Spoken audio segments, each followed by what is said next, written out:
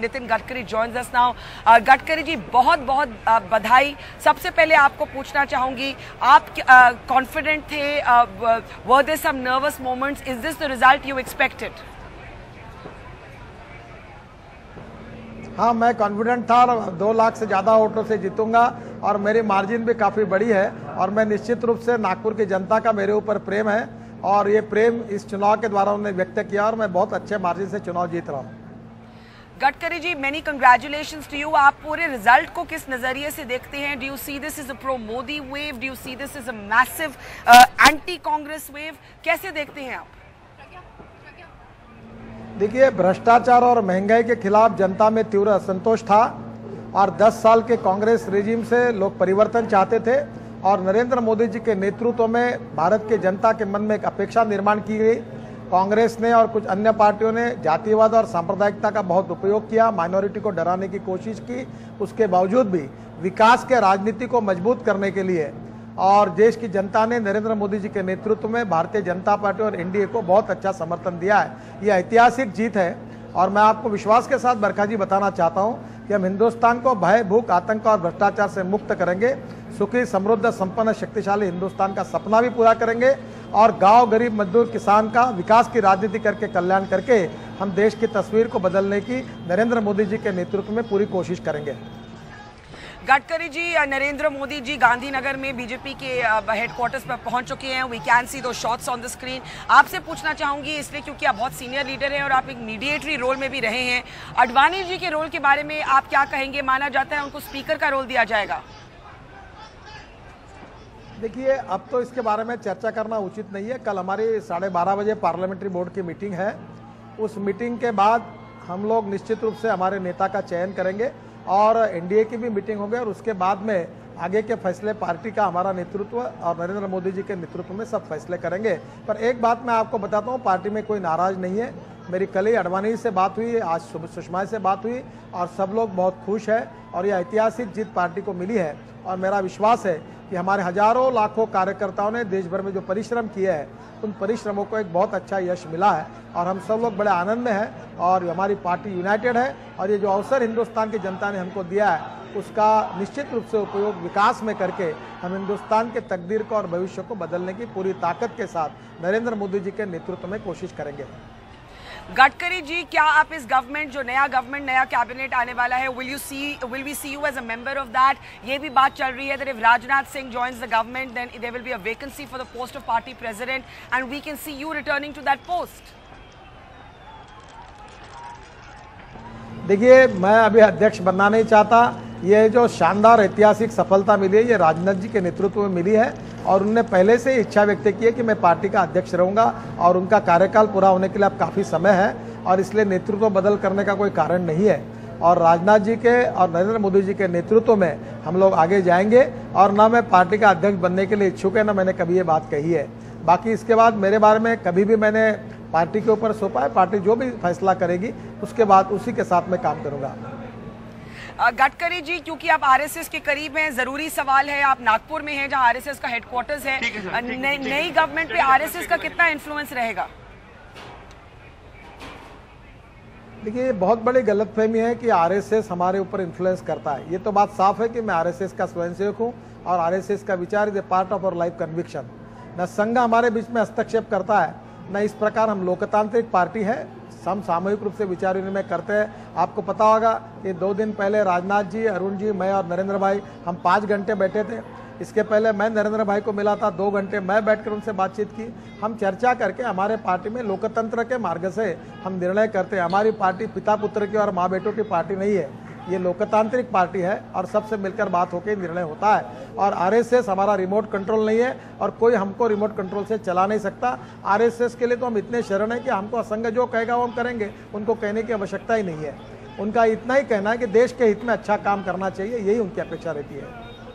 पर गडकरी जी, पिछले 24 घंटे में जो आरएसएस और बीजेपी लीडर्स की मीटिंग हो रही थी, फिर वो किसको लेके हो रही थी if not politics?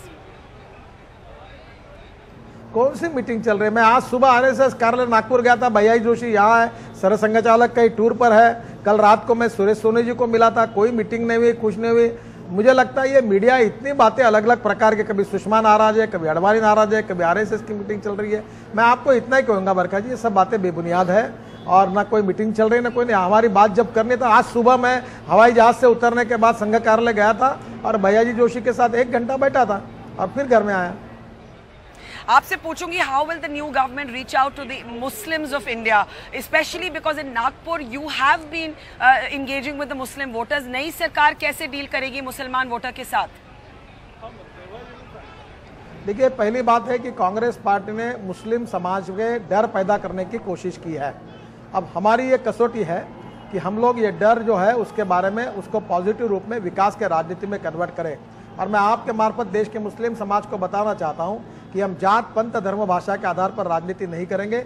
Narendra Modi ji के नेतृत्व में किसी जात पंथ धर्म भाषा बोलने वाले लोगों के साथ ना अन्याय होगा, ना किसी का तुष्टिकरण होगा, समान न्याय होगा और समान विकास का मौका मिलेगा। और 5 साल आप जरूर जनता हमको आजमाए, मुस्लिम समाज आजमाए। उनके मन में अगर कुछ गलतफहमी कांग्रेस निर्माण की होगी, जो कांग्रेस ने फुकट में गॉगल बांटे लाल नीले पीले, उसके कारण अगर कुछ डर होगा तो वो डर हमारे सरकार को देखने के बाद निकल जाएगा, ऐसा मेरा दृढ़ विश्वास है। सर, आपसे पूछना चाहूंगी, आप मानेंगे गडकरी जी कि Modi is now bigger than the BJP, bigger than the संघ परिवार? ये माना जाता है कि जो लीडर्स मोदी के करीब नहीं थे, जैसे कि अडवाणी जी, जोशी जी या सुषमा स्वराज, जिन्होंने आज कहा है कि ये जीत बीजेपी की है, उन्होंने ये नहीं कहा कि ये जीत सिर्फ मोदी की है, वो थोड़े पीछे रह जाएंगे। इसके बारे में आप क्या कहेंगे? देखिए, आप बहुत ही गलत बोल रहे हैं। नरेंद्र मोदी जी ने अपना जीवन संघ के प्रचारक के रूप में देश को दिया है। मैं आप इस बात का साक्षी हूं कि नरेंद्र मोदी जी ने वाराणसी में खड़ा होना, बड़ौदा कभी कोई बात नहीं कही और हर बार जो पार्टी ने निर्णय किया उसको मान्य किया है।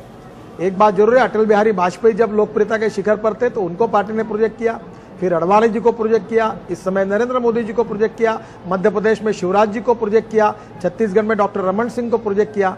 देखिए, आप जहां जहां आवश्यकता होता है वहां नेतृत्व प्रोजेक्ट होता है, पर हमारी पार्टी की ये परंपरा रही है कि कोई भी व्यक्ति पार्टी से कभी नहीं बड़ा होता। हम कहते हैं कंट्री फर्स्ट, सेकंड पार्टी और उसके बाद में मैं। और नरेंद्र मोदी इसी बात पर विश्वास रखते हैं, इसलिए हमारी पार्टी न कभी अटल बिहारी वाजपेयी जी की हुई, न कभी अडवाणी जी की हुई, न कभी नरेंद्र मोदी की हुई, न कभी नितिन गडकरी की हुई, न कभी राजनाथ सिंह की हुई। हमारी पार्टी है जो देश के राष्ट्र के पुनर्निर्माण के लिए काम करने वाले लाखों कार्यकर्ताओं की पार्टी है और इसका यशस्वी नेतृत्व अब नए जनरेशन में नरेंद्र मोदी करेंगे, ये बात निर्विवाद है। और इसलिए इस प्रकार का कंफ्यूजन करना इसका कोई मतलब भी नहीं है, ऐसा मुझे लगता है। और ये नई सरकार पर हिंदुत्व की फिलॉसफी का कितना असर पड़ेगा? मुझे तो लगता है हिंदुत्व का सही अर्थ समझाने के लिए इंग्लिश मीडिया के साथ बहुत बार बैठना पड़ेगा। हिंदुत्व का अर्थ राष्ट्रीयत्व है और हिंदुत्व संकुचित नहीं है। सभी जात पंथ धर्मों को समाने का दृष्टिकोण उसमें है और हिंदू एक जीवन पद्धति है। दुर्भाग्यवश इसके बारे में गलतफहमियां जरूर पैदा हुई है। हम किसी धर्म के खिलाफ नहीं, मुसलमानों के खिलाफ नहीं है।